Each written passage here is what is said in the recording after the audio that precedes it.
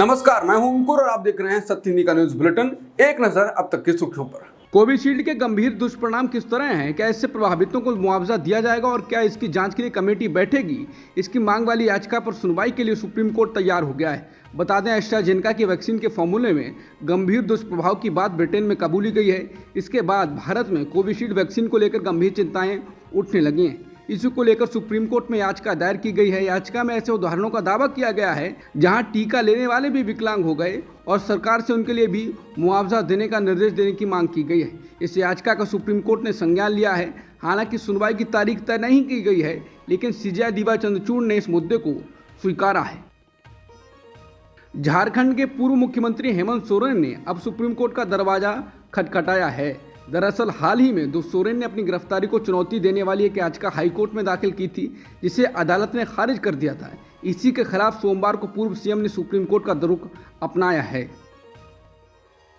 Supreme court Uttarakhand के जंगल की आग पर याचिकाओं पर सुनवाई के लिए सहमत हो गया है। सुप्रीम कोर्ट 8 मई को इस पर तत्काल सुनवाई करने पर सहमत हुआ है। याचिकाकर्ताओं ने कहा कि 90% आग मैनमेड थी। यूपी में फतेहपुर सीकरी लोकसभा सीट पर कल 7 मई को मतदान होगा, लेकिन भाजपा ने फतेहपुर सीकरी विधायक बाबूलाल चौधरी को उससे ठीक पहले कारण बताओ नोटिस जारी किया है, क्योंकि चौधरी का बेटा फतेहपुर सीकरी लोकसभा क्षेत्र से निर्दलीय प्रत्याशी के तौर पर चुनाव मैदान में उतरा है। इस सीट पर भाजपा प्रत्याशी राजकुमार चाहर हैं। चाहर ने 2019 में ये सीट जीती थी। पीटीआई के मुताबिक भाजपा ने बाबूलाल चौधरी के अनुशासनात्मक कार्रवाई की चेतावनी दी है। बीजेपी नेता और केंद्रीय गृह मंत्री अमित शाह ने पश्चिम बंगाल के पूर्व वर्धमान में एक चुनावी सभा को संबोधित करते हुए ममता बनर्जी पर निशाना साधा। उन्होंने कहा कि राज्य के मुख्यमंत्री ममता बनर्जी वोट बैंक के डर की वजह से अयोध्या में हुए रामलला की प्राण प्रतिष्ठा कार्यक्रम में शामिल नहीं हुई। अमित शाह ने कहा कि भाइयों बहनों, जब प्राण प्रतिष्ठा हुई, ममता दी को निमंत्रण भेजा गया, भतीजे को भी भेजा गया था, परंतु वो लोग नहीं गए। आपको मालूम है वो क्यों नहीं गए?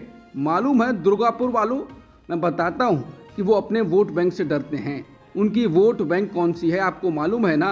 ये घुसपैठ करके जो आए हैं ना, वो उनकी वोट बैंक है। इससे ममता दीदी डरती हैं। उन्होंने कहा कि वोट बैंक के डर से इन्होंने राम का बहिष्कार किया। सोमवार को ईडी ने झारखंड में एक बार फिर बड़ी कार्रवाई की। इस बार ईडी ने झारखंड सरकार में ग्रामीण विकास मंत्री आलमगीर आलम के निजी सचिव के नौकर के यहाँ छापेमारी कर करोड़ों रुपए कैश बरामद किए। ईडी ने राजधानी रांची में कुल 9 ठिकाने पर छापेमारी की है। मीडिया रिपोर्ट्स के मुताबिक इसमें मंत्री आलमगीर आलम के निजी सचिव संजीव लाल, उनके नौकर जहांगीर, संजीव लाल के नज़दीक माने जाने वाले मुन्ना सिंह, पथ निर्माण विभाग के इंजीनियर विकास कुमार का घर शामिल है। झारखंड के मंत्री आलमगीर आलम के पीएस के नौकर के घर मिले नोटों के ढेर पर अब राजनीति तेज हो गई है। पीएम मोदी भी इस मुद्दे को उठाने में पीछे नहीं रहे। उन्होंने ओडिशा के नवरंगपुर में एक रैली के दौरान कहा कि मैं रुपया 1 भेजूंगा तो वो भी खाने नहीं दूंगा। जो खाएगा वो जेल जाकर खाना खाएगा, जेल की रोटी चबाएगा। पीएम ने कहा कि आज घर जाओगे तो टीवी पर देखना, आज यहाँ पड़ोस में नोटों के पहाड़ पाए जा रहे हैं। उत्तर प्रदेश की अमेठी और रायबरेली सीट के लिए कांग्रेस पार्टी ने पर्यवेक्षक नियुक्त किए हैं। छत्तीसगढ़ के पूर्व सीएम भूपेश बघेल को रायबरेली सीट का पर्यवेक्षक बनाया गया है, जबकि राजस्थान के पूर्व सीएम अशोक गहलोत को अमेठी सीट पर पर्यवेक्षक नियुक्त किया गया है। रायबरेली लोकसभा सीट से कांग्रेस के पूर्व अध्यक्ष राहुल गांधी चुनाव लड़ रहे हैं। अमेठी से कांग्रेस ने गांधी परिवार के नजदीकी किशोरी लाल शर्मा को उम्मीदवार बनाया है। अमेठी में कांग्रेस कार्यालय के बाहर खड़ी गाड़ियों को तोड़ने के बाद कांग्रेस ने बीजेपी पर निशाना साधा है। कांग्रेस ने कहा कि यूपी के अमेठी में स्मृति ईरानी और बीजेपी के कार्यकर्ता बुरी तरह डरे हुए हैं। सामने दिख रही हार से बौखलाए बीजेपी के गुंडे लाठी डंडों से लैस होकर अमेठी में कांग्रेस कार्यालय के बाहर पहुंचे और वहां खड़ी गाड़ियों में तोड़फोड़ की। कांग्रेस के कार्यकर्ताओं और अमेठी के लोगों पर भी जानलेवा हमला किया गया है। इस हमले में कई लोग बुरी तरह घायल हैं। घटना के दौरान स्थानीय लोगों की गाड़ियों को भी नुकसान पहुंचाया गया। इस पूरी घटना के दौरान पुलिस प्रशासन मूक दर्शक बनकर खड़ा रहा। ये घटना गवाह है कि अमेठी में बीजेपी बुरी तरह हारने वाली है। कांग्रेस महासचिव प्रियंका गांधी वाड्रा अब सब कुछ छोड़कर रायबरेली और अमेठी में चुनाव प्रचार का जिम्मा संभालेंगी। वो आज यानी सोमवार को वहां पहुंच सकती हैं। कांग्रेस हर हाल में अमेठी और रायबरेली में लोकसभा चुनाव जीतना चाहती है। रायबरेली से राहुल गांधी और अमेठी से गांधी परिवार के वफादार किशोरी लाल शर्मा चुनाव मैदान में हैं। इन दोनों सीटों पर 5वें चरण में 20 मई को मतदान होगा। शिवसेना यूबीटी प्रमुख उद्धव ठाकरे ने कहा है कि भले ही भाजपा उनके लिए दरवाजा खोले, लेकिन वो अपने पूर्व सहयोगी के पास वापस नहीं जाएंगे। ठाकरे ने इसके साथ ही सत्तारूढ़ दल पर विश्वासघात कर 2022 में उनकी सरकार को गिराने का आरोप लगाया। ठाकरे ने महाराष्ट्र के रायगढ़ जिले के अलीबाग में एक रैली को संबोधित करते हुए दावा किया कि अगर भाजपा लोकसभा चुनाव जीतती है तो भारत के साथ साथ चीन में भी पटाखे फोड़े जाएंगे, क्योंकि नई दिल्ली में एक डरपोक सरकार होगी। उन्होंने प्रधानमंत्री मोदी की इस टिप्पणी पर भाजपा की आलोचना की कि पाकिस्तान कांग्रेस सांसद राहुल गांधी को भारत का अगला प्रधानमंत्री बनाने के लिए उत्सुक है। कांग्रेस नेता सुप्रिया सुले ने दावा किया है कि प्रधानमंत्री मोदी 2024 के लोकसभा चुनाव में 2014 की बात दोहरा रहे हैं। सुप्रिया सुले ने उन पर मुसलमानों के लिए कोटे को लेकर लोगों को गुमराह करने का आरोप लगाया है। उन्होंने सवाल किया, उनके 10 वर्षों तक भारत के प्रधानमंत्री पद पर रहने के बाद हमें लगा कि अब वो लोगों का सामना करेंगे और अपना रिपोर्ट कार्ड पेश करेंगे तथा अपनी सरकार की उपलब्धियों पर वोट मांगेंगे। इसके बजाय वो 2024 में 2014 का ही भाषण पढ़ रहे हैं। वो कांग्रेस और उसके नेताओं के सिवा कोई बात नहीं कर रहे हैं। तो इन 10 वर्षों में हमारे प्रधानमंत्री क्या कर रहे थे? कांग्रेस नेता और पंजाब के पूर्व मुख्यमंत्री चरणजीत सिंह चन्नी ने जम्मू कश्मीर के पुंछ में हुए हमले पर एक बयान दिया है जो विवाद में फंस गया है। उन्होंने आरोप लगा दिया कि पुंछ अटैक भारतीय जनता पार्टी को जितवाने के लिए करवाया गया है। चन्नी का कहना है कि हमला नहीं बल्कि स्टंटबाजी है। अब उनके इस बयान पर बीजेपी भड़क गई है। पार्टी नेताओं की तरफ से कांग्रेस को खूब खरी खोटी सुनाई गई है। साथ ही चन्नी से कहा गया है कि इस बयान को लेकर वो माफी मांगे। कांग्रेस नेता चरणजीत सिंह चन्नी के पुंछ आतंकी हमले पर सवाल उठाए जाने पर बीजेपी ने पलटवार किया है। बीजेपी की राष्ट्रीय प्रवक्ता अजय आलोक ने कहा है कि पूर्व सीएम को इस तरह की बात करना शोभा नहीं देता।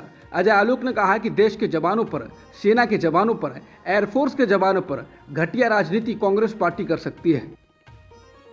राष्ट्रीय जनता दल के नेता तेज प्रताप यादव ने आरोप लगाया है कि पीएम मोदी की वजह से पुंछ आतंकी हमला हुआ है। तेज प्रताप यादव ने कहा कि नौजवान शहीद हो जाते हैं, चुनाव आता है। इन्होंने लोगों को लड़वाने का काम किया है, हिंदू मुसलमान करवाने का काम किया है। ये जो शहीद हुए किसकी वजह से हुए? मोदी की वजह से शहीद हुए। पहले कहाँ कोई शहीद होता था?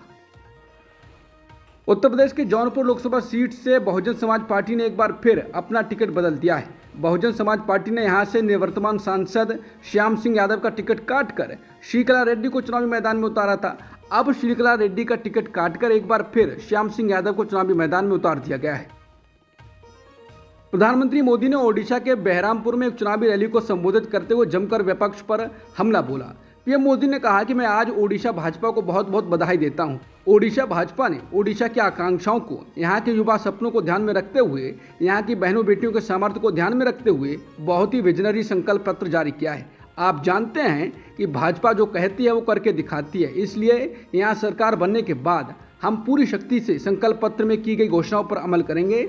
ये मोदी की गारंटी है। बीते दिनों हासन से जेडीएस के सांसद प्रज्वल रेवन्ना के कई महिलाओं के कथित यौन उत्पीड़न करने का वीडियो सामने आया और ये वीडियो पूरे कर्नाटक में फैल गया। इससे कई महिलाओं की पहचान भी उजागर हुई है। इस मामले के सामने आने के बाद रेवन्ना को पार्टी से निकाल दिया गया और एसआईटी की जांच सौंप दी गई। अब अंग्रेजी अखबार इंडियन एक्सप्रेस ने रिपोर्ट किया है कि जिन महिलाओं की पहचान सामने आई है उनके लिए अपने ही कस्बों गाँव में रहना मुश्किल हो गया। उन्हें परिवार के साथ घर छोड़ना पड़ा। रिपोर्ट के अनुसार हासन से जेडीएस के सांसद प्रज्वल रेवन्ना के कथित यौन उत्पीड़न की शिकार कई महिलाओं की वीडियो क्लिप फैलने के बाद उन्होंने पिछले 10 दिनों में अपने घर छोड़ दिए हैं। ये महिलाएं हासन जिले की रहने वाली हैं। द हिंदू की रिपोर्ट के अनुसार मध्य प्रदेश के शहडोल में एक पुलिस सब इंस्पेक्टर की ट्रैक्टर से कुचलकर हत्या कर दी। वह अवैध रेत खनन के लिए इस्तेमाल की जा रही ट्रैक्टर को रोकने की कोशिश कर रहे थे। शहडोल के पुलिस अधीक्षक कुमार प्रतीक के अनुसार घटना रविवार सुबह की है, जब व्यवहारी पुलिस स्टेशन में तैनात एएसआई महेंद्र बागरी 2 सहयोगियों के साथ एक मामले में वारंट लेकर पास के एक गांव जा रहे थे। अब तक की सुर्खियों में इतना ही। बाकी खबरों के लिए बने रहिए सत्यहिंदी.com के साथ।